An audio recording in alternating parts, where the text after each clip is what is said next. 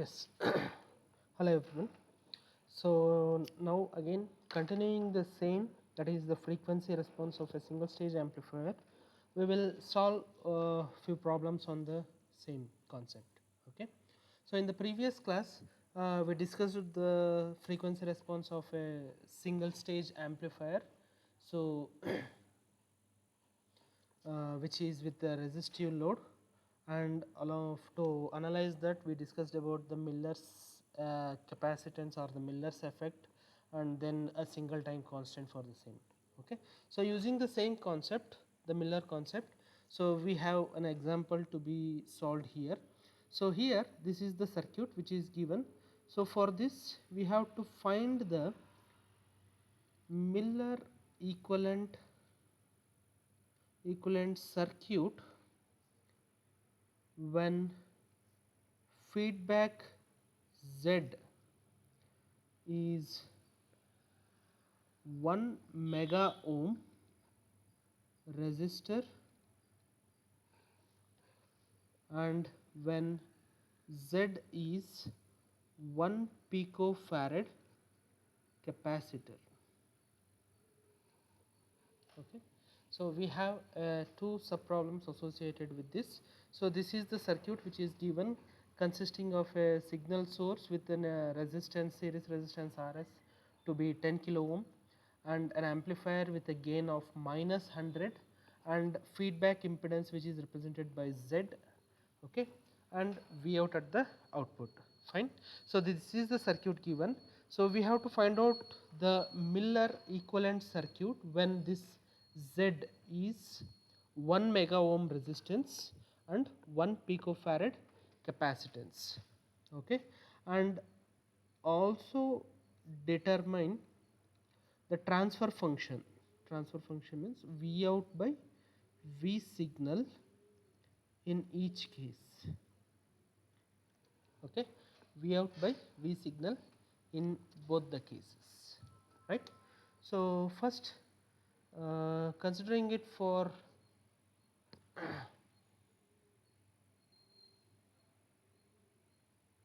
just a minute. Hello, hello ಯಾರು ಹೇಳಿ, ನಾನು ಆಮೇಲೆ ಮಾಡ್ತೀರಾ, ನಾನು ಕ್ಲಾಸಲ್ಲಿದ್ದೀನಿ ಆಮೇಲೆ.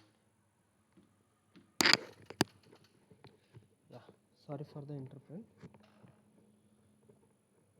Yeah, we have to solve for this with an impedance of 1 mega ohm resistor. Okay, so this is the feedback considering 1 mega ohm resistor. So here this is the impedance which is connected at the input V in and V out. So this Z has to be represented as equivalent circuit with respect to node V in and equivalent resistance with respect to node V out. Okay, so to represent the impedance at V in, we have Z1 is equal to Z upon 1 minus AV. Okay, and Z2 is equal to Z upon 1 minus 1 upon AV, right? So substituting that, we get Z1 is equal to Z as 1 mega ohm, 1 into 10 power 6 divided by 1 minus of minus 100, minus of minus 100. So this happens to be 10 power 6 divided by 101. So Z1 will be approximately equal to 9.9 kilo ohm. Similarly, we have Z2 which is 1 mega ohm divided by 1 minus of 1 by minus 100.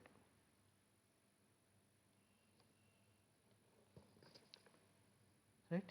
So this is 10 power 6 divided by 1.01. So for this Z2 to be approximated as 0.99 mega ohm itself, that is 0.99 into 10 power 6 ohm itself, right? This is the impedance. So this is the input impedance and output impedance, which we represent it for the given circuit like this.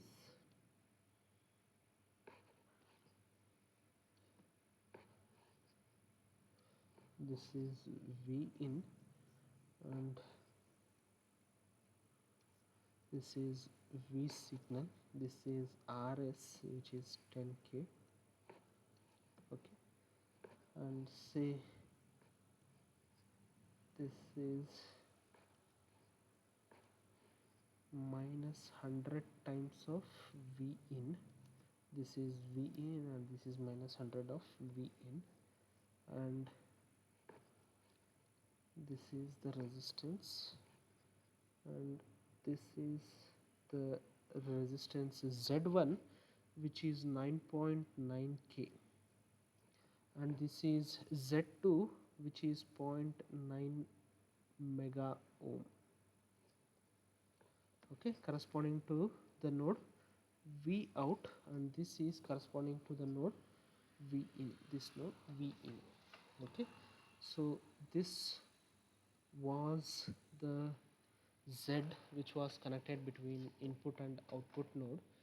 So divided as Z1 9.9k at the input node side and Z2 as 0.9 mega ohm at the output node side, okay.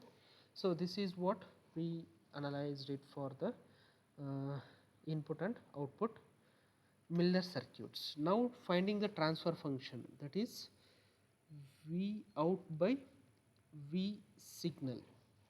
So this we can V out by V signal. So this we can divide it as V out by V in into V in by V signal.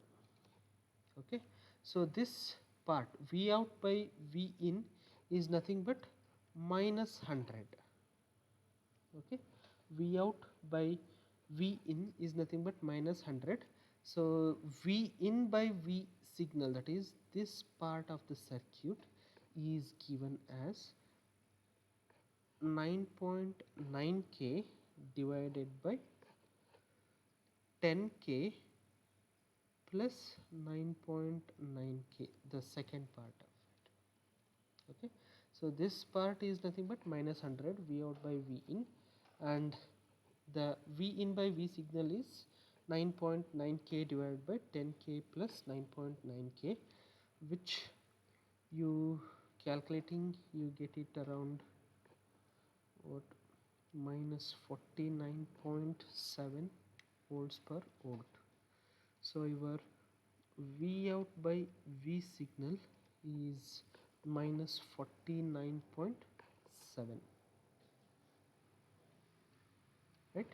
So this is the transfer function or V out by V signal for the first case, okay. So now the same thing if you do it for the second one, which is 1 picofarad, you can calculate what is C in and C out, okay, which you can take this Z1 or C in as CF, that is 1 picofarad into 1 plus AV, and this as Z2 or C2 as 1 picofarad into 0.1 approximately equal to 1 picofarad itself. So I will leave it to you itself only to find out what is the transfer function for the second case, okay. So I can find out what is C in and C out and then find out what is the transfer function. In the transfer function what happens, you will get in terms of S term, you will get S term and omega C, okay.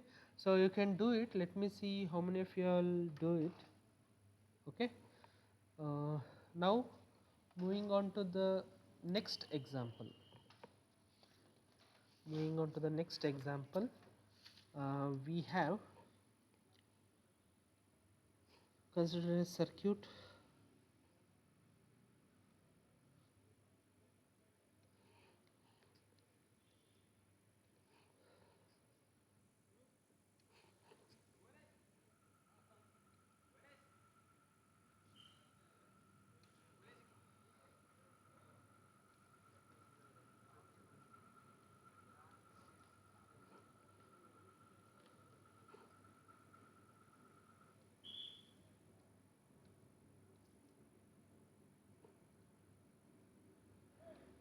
Yeah, consider the cascaded circuit like this. Okay, so the load is provided with the constant current source. Consider a cascaded circuit for M1 and M2, and we consider the channel length modulation of both to be neglected. We will, sorry, not neglected. We are not neglecting the channel length modulation for this.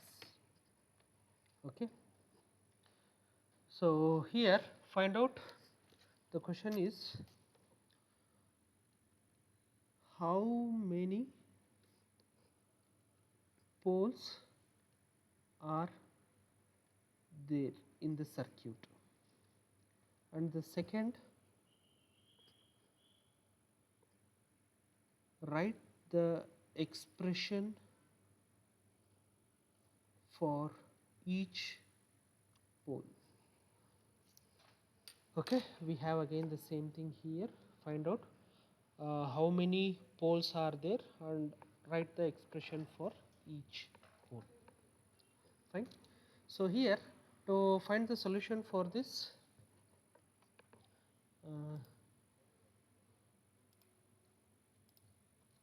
we will have to have the capacitance.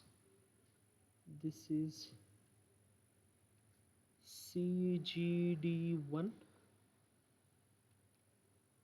this is CGS1,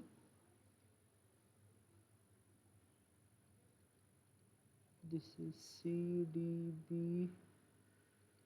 CDB1, and similarly we have CGD2, CGS2,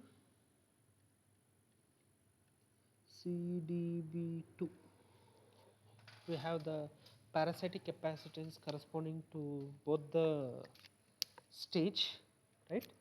And the condition given here is the channel length modulation is not neglected here. Okay, the channel length modulation is not neglected. That means we have to consider that R0. If we write the small signal model of each stage, okay, so this is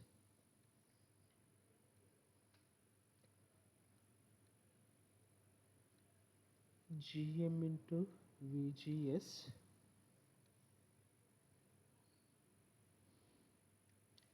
we have R01. So this is the small signal model. Continuing the same, we will add the high frequency model for this, CGD1, CGS1,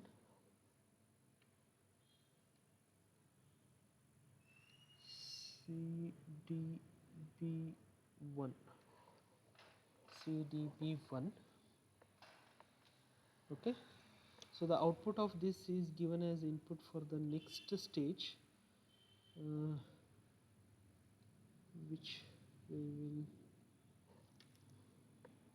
have to represent it as Gm into Vgs2. Here it is 1, here it is 2, and we have R02 for not neglecting the channel length modulation for the second stage. Okay, so adding the capacitance for this, CGS2, CGD2 and CDB2, right? So this is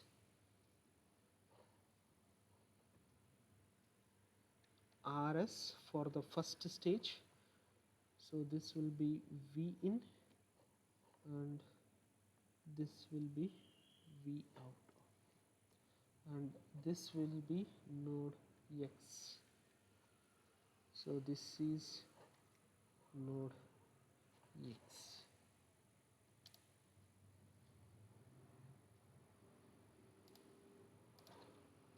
You can see here this is node X. Okay, so now corresponding to this we have to find out how many nodes are there. There is 3 nodes having R and C, which means there are 3 poles having R and C. Which are those nodes? One is here V in, this V in, and the second is Vx. Okay, so corresponding to this we will take it as omega in, omega x, and corresponding to V out we have omega out. We have 3 nodes having R and C. Corresponding to that we have 3 poles having R and C associated with this, right? So now coming to the first pole, that is omega in. If we consider this node, what are the R and C associated with this? R is RS. The C associated with those are CGS1 and CGD1 at the input side. Okay, so correspondingly omega in will be what? 1 upon RS into CGS plus C in at the first stage, which is CGD into 1 minus AB minus of minus GM into RD. GM into, sorry, not RD, R0. R0 1 for the first stage. Since we don't have the load resistance for the first stage, we have R0 1 itself will be the load resistance for the first stage. So AV1 will be minus GM into R0 1, and for the second stage AV2 will be minus GM2. This is GM1 and this is GM2 into R0 2. Okay, so corresponding to this, this will be GM1 into R0 1. This is the total capacitance with respect to omega in. Okay, so now coming to the node X, that is omega X, we have the resistance is R0, R0 1, the resistance is R0 1, and the capacitance is, this is the first capacitance CDB1 plus the second capacitance is CGS2 plus the third capacitance is CGD from X to V out, which happens to be CGD2 into 1 plus GM2 into R02, because this is the second stage what we consider, GM2 into R02. Okay, plus we have left any other capacitance CG. So, okay, and the input capacitance or the another capacitance associated with the CGD1, that is CGD1 into 1 minus of 1 upon AV, which can be approximated to only CGD1. So this is the total capacitance associated with the node X. Okay, you see here, I will summarize the total capacitance which is associated with the node X. So the resistance is R01. This is the only R01 what we have.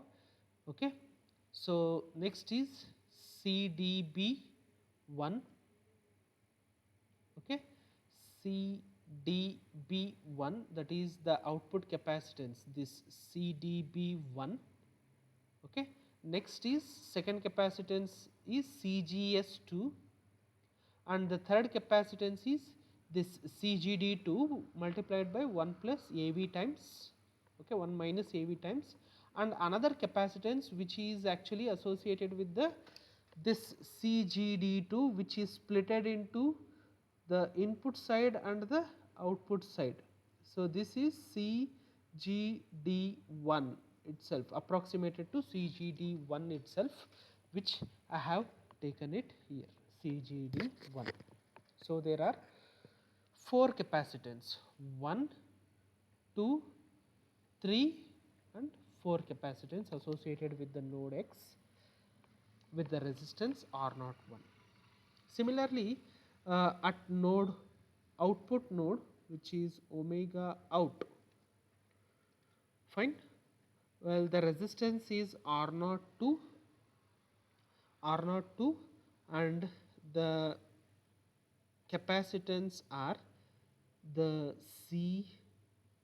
CGD2, that is, so this CGD2, the output capacitance, which is splitted into inputs and output side.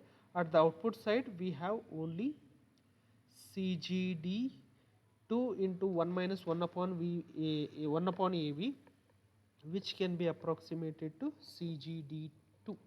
So that is what we have represented here, plus the another capacitance associated with the output node is CDB2, that is this output capacitance CDB2. Okay, so we have only 2 capacitance, one is CDB2 and the Miller capacitance CGD2, which is the feedback between X and output node. So these are the 2 capacitance associated with the pole omega out. So we have 3 poles corresponding to the 3 nodes, V in, Vx and V out. We have omega in, omega x and omega out, and these are the corresponding R and C corresponding to the 3 nodes.